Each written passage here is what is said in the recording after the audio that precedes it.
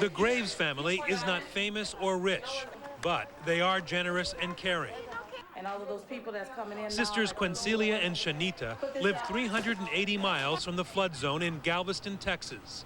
As soon as the first calls for evacuation went out, they started calling extended family members from New Orleans and invited the entire clan to ride out the storm. The firemen came and rescued us through a boat. And I thank God to be here. Now, 76 aunts, uncles, cousins, nephews, nieces, and their pets are living in 3 family houses, sharing 11 bedrooms and 7 bathrooms. And then there is the small farming town of McGee, Arkansas, where signs like these are comfort for battered bodies looking for refuge. This is chicken and rice, this spaghetti. It's not pity, it's not charity, it's just people seeing their fellow man with a need, and they're sharing what they have to meet that need. Susan Cunningham and her husband, the pastor at the First Baptist Church, are now housing hundreds of evacuees. New Orleans refugee Robert Budoin threw 1 suitcase in his pickup and left everything else behind. It's been a godsend. The people here have just been more generous and kind and loving than any time in life. I've really been taken aback by their generosity. Melinda French owns a small vacant house on the outskirts of town. We could have given money, but right now they need a roof over their head and a bed to sleep in. So Melinda did more than write a check. She handed over her house to perfect strangers running from disaster. Santos Silva and his family now have a dry place to sleep. For me, it's very happy, to be here, because these people, help us. They try to help everybody. And even, they offer me this house. And one other note about Good Samaritans, we think you'll want to know what happened to a Biloxi, Mississippi man whose story touched so many of us. Hardy Jackson couldn't hold on to his wife's hand as raging waters split their home in half and swept her away. We ain't got nowhere to go, nowhere I'm going. I'm lost. That's all I had. That's all I had. Well, tonight, Hardy Jackson and his family are in a van headed to Atlanta, Georgia, to the home of another Good Samaritan who had room in his heart for a stranger in need of comfort and a little human kindness.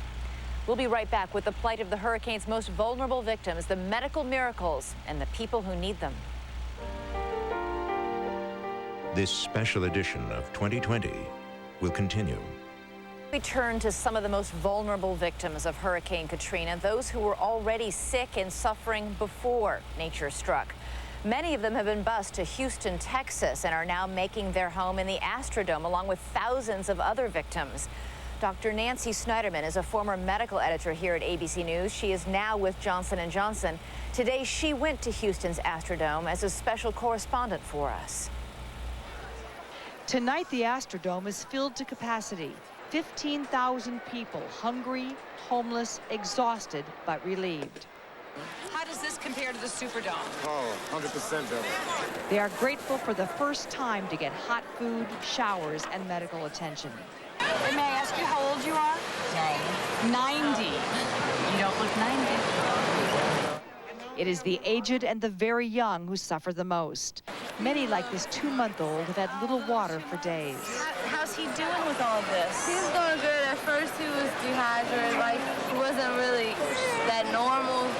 The most serious medical cases are being taken next door for triage and treatment, where I was able to go, but our cameras weren't allowed. This is where the sickest of the sick have been coming, and it is very chaotic back there.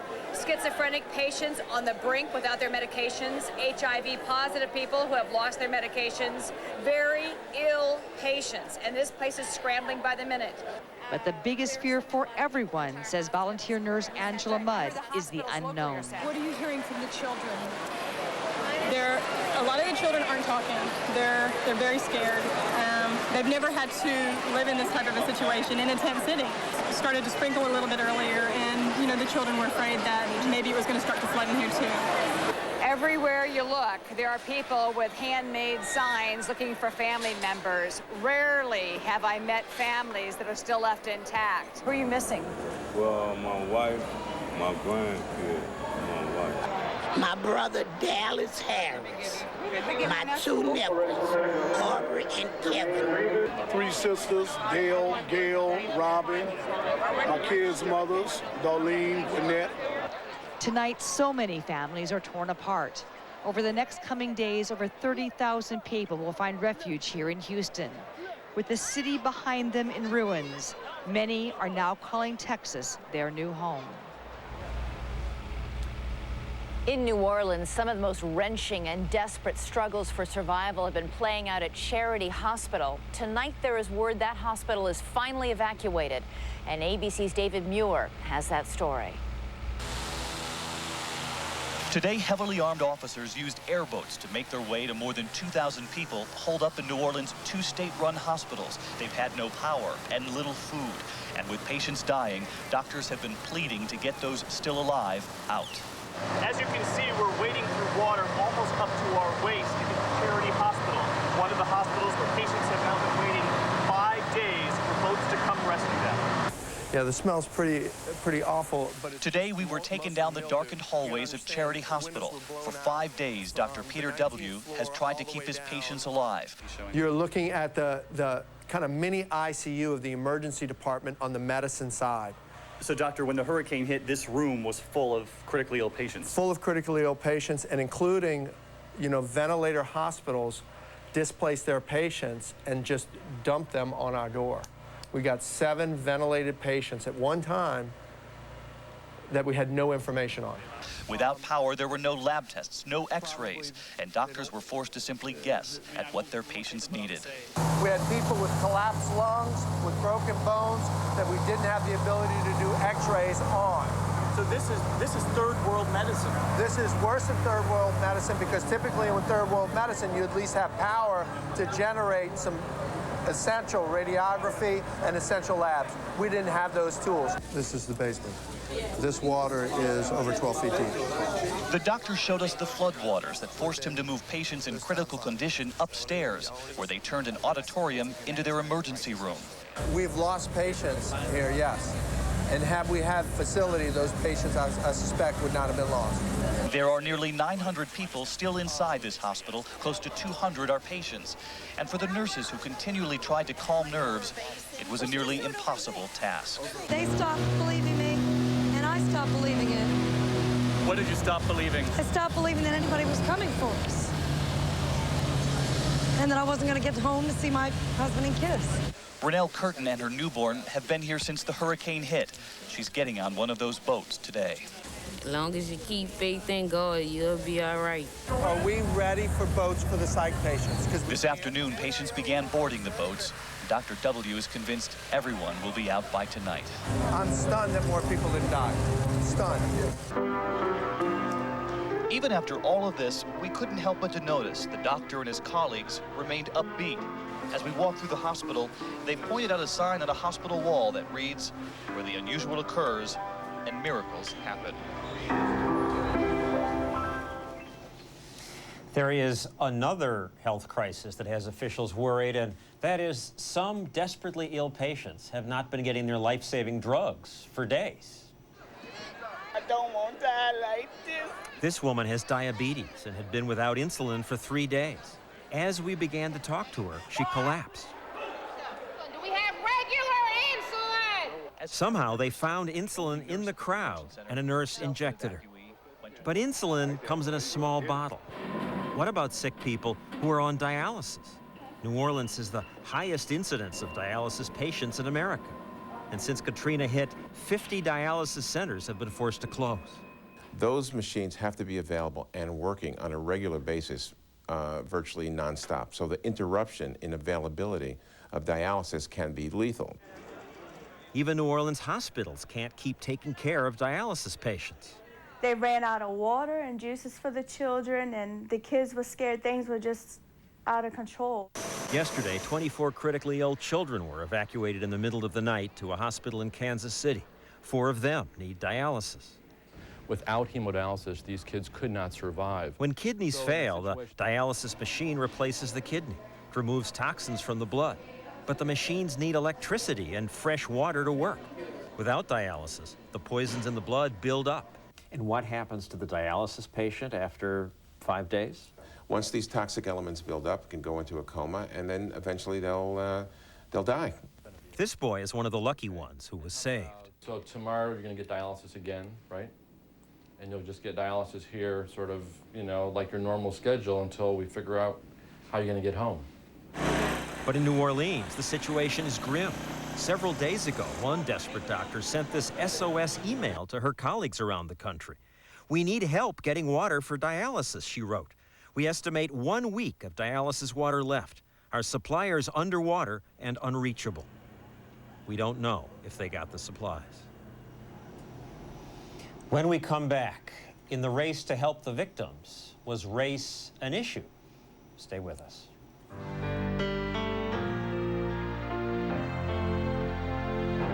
Compassion of the people. Because of Hurricane Katrina, we come to you not as presidents, but as private citizens. You know, right now, in the recovery, it's important for those who want to help to make cash donations.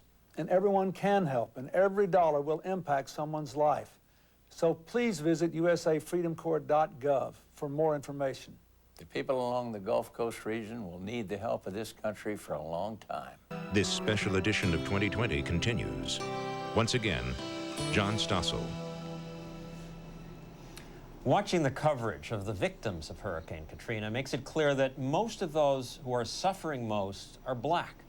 Some now suggest that race is the reason the response took so long, a charge that's prompted the White House to call together some of the country's leading black pastors to talk about it. That meeting will happen next week. Deborah Roberts now takes a closer look at the issue of race. Before Katrina's devastation, New Orleans was mostly known for its unique Southern charm, striking architecture, and soulful jazz stirring in the French Quarter. New Orleans is the soul of the country. We are the melting pot. Through music, through cuisine, through ceremonies and celebrations, it's the cultural gem of the country. As a tourist destination, little was made of it being a predominantly black city, though 2/3 of its residents are African American. But since the hurricane, it's a fact that's impossible to ignore. And after 4 days of an inadequate federal response, this morning black members of Congress became outraged. Shame, shame on America.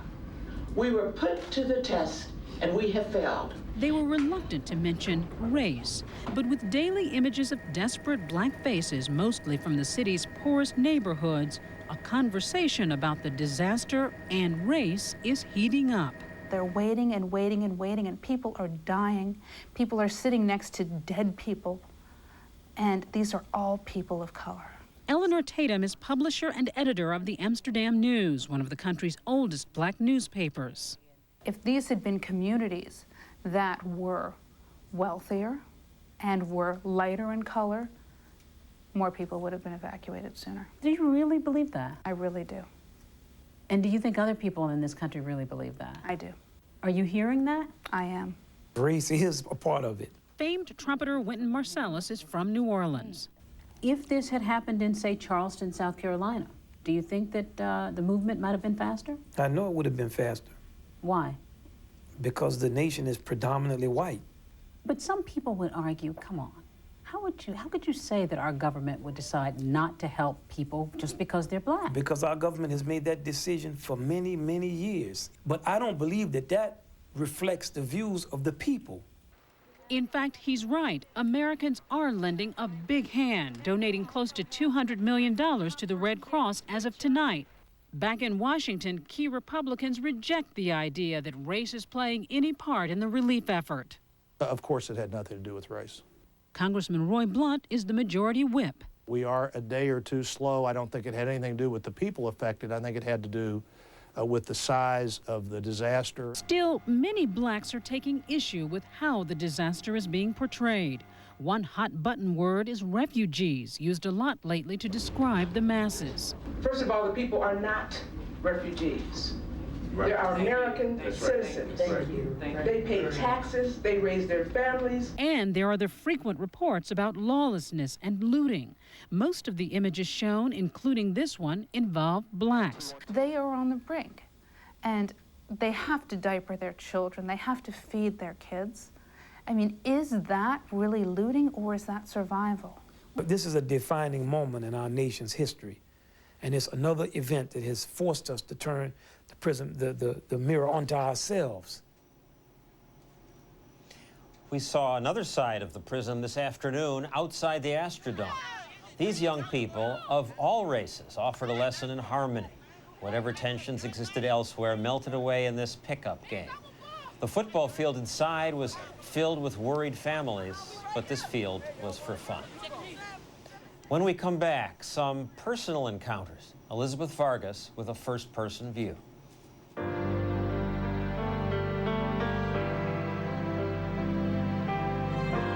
Hurricane Katrina, state of emergency. After this from our ABC stations.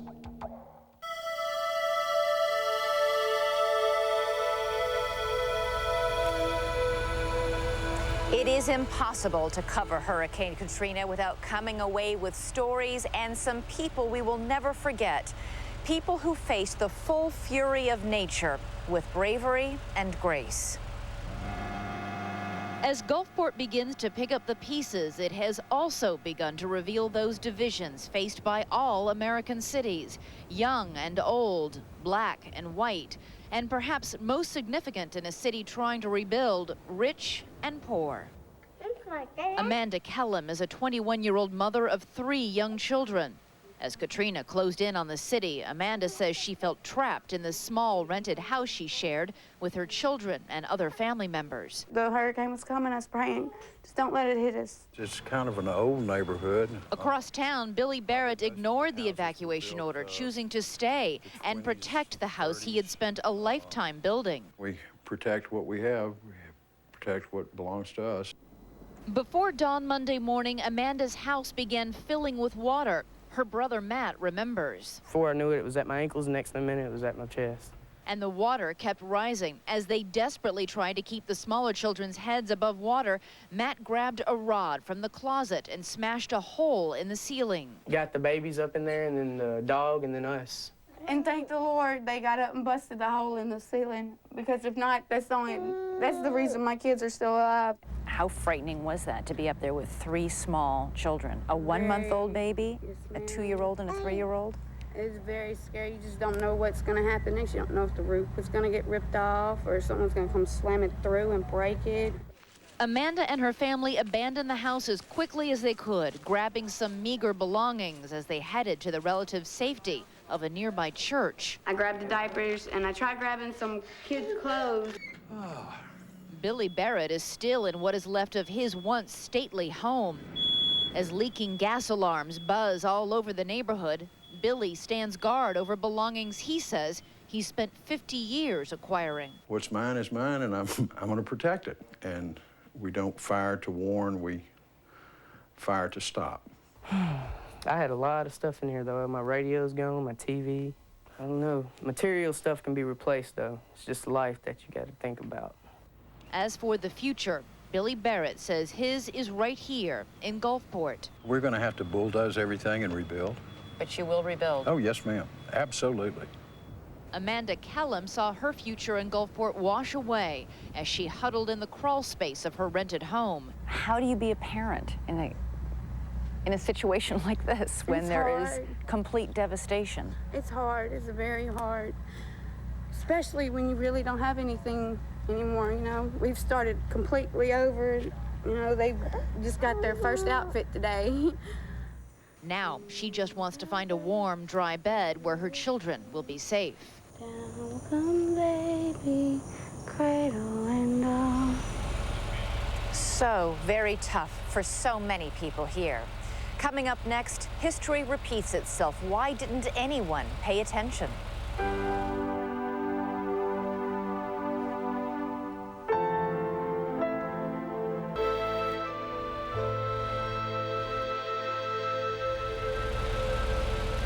Long after the floodwaters recede and families have rebuilt or moved on, experts and just ordinary people will be mulling over the lessons of the hurricane of 2005.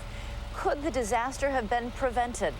As Bob Brown discovered, maybe if we hadn't ignored the lessons of the past. The sad thing about this lesson is that it's 105 years old. The story of a Gulf Coast city that believed it could withstand a terrible storm and which was struck so fast and so hard that more than 20% of its population was killed. The city that was hit by the deadliest hurricane in our history was Galveston, Texas. It was among the most prosperous of cities in the country. Just an unimaginable fantasy land, really. Our main commercial street, the Strand, was called the Wall Street of the Southwest. It is thought that Galveston was second only to Newport, Rhode Island in per capita wealth. And it was the largest cotton port in the country. In Texas, even electric lighting showed up in Galveston first. Many people on Galveston thought that while there would be periodic storms, that in fact a storm that could truly wipe away the grand buildings of Galveston just wasn't really a possibility. They discovered how wrong they were 105 years ago this month, on September 8, 1900. My grandfather was 6 years old during the 1900 storm, and he used to tell me that it sounded like 1,000 demons screaming in the night. And he said he would hear children calling for help, women screaming for help, and men begging for mercy from God. They didn't name storms back then, but what is believed to have been a Category 4 hurricane destroyed most of Galveston and killed between 6,000 and 8,000 people. With the deaths from Katrina still to be counted, Galveston suffered the largest number of fatalities caused by any U.S. natural disaster to this day.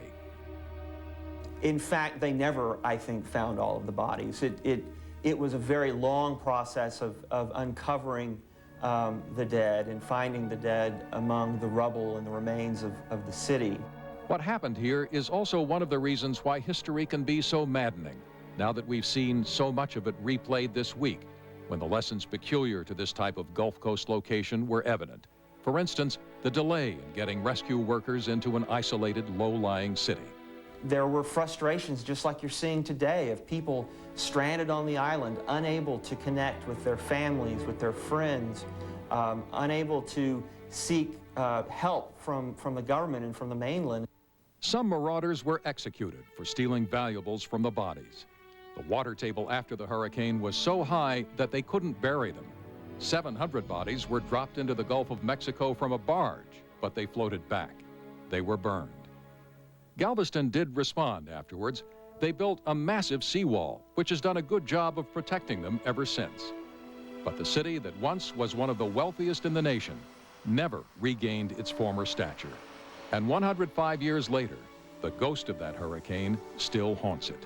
And I think still today there are people that feel that loss, that Galveston was kind of cut short in its prime, that just when it was at its most promising point.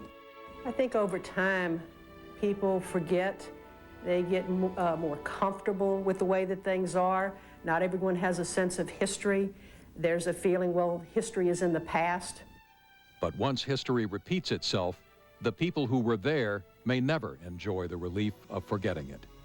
My grandfather lived to be 88 years old, and the last 2 years of his life, he couldn't tell you what day of the week it was, what year it was, and most of the time, he didn't recognize his wife of more than 50 years.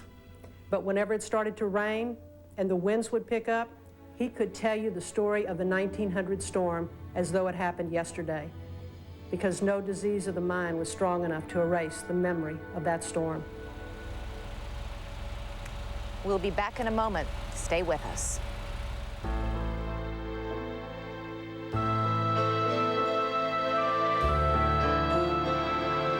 And also, next Friday night, ABC will team up with 5 other networks to simultaneously broadcast a 1-hour commercial-free special to raise funds for the hurricane victims. Shelter from the Storm, a concert for the Gulf Coast, it's called, and it will feature musical performances and celebrities from movies and TV. We hope you'll join us for that. That's next Friday night, beginning at 8 o'clock Eastern Time. There'll be more on the aftermath of Hurricane Katrina later tonight on Nightline after your local news. That's 2020 for tonight. I'm John Stossel. And I'm Elizabeth Vargas reporting from Gulfport, Mississippi. We leave you tonight with images to ponder from this horrendous week, showing America at its best and its worst. Good night.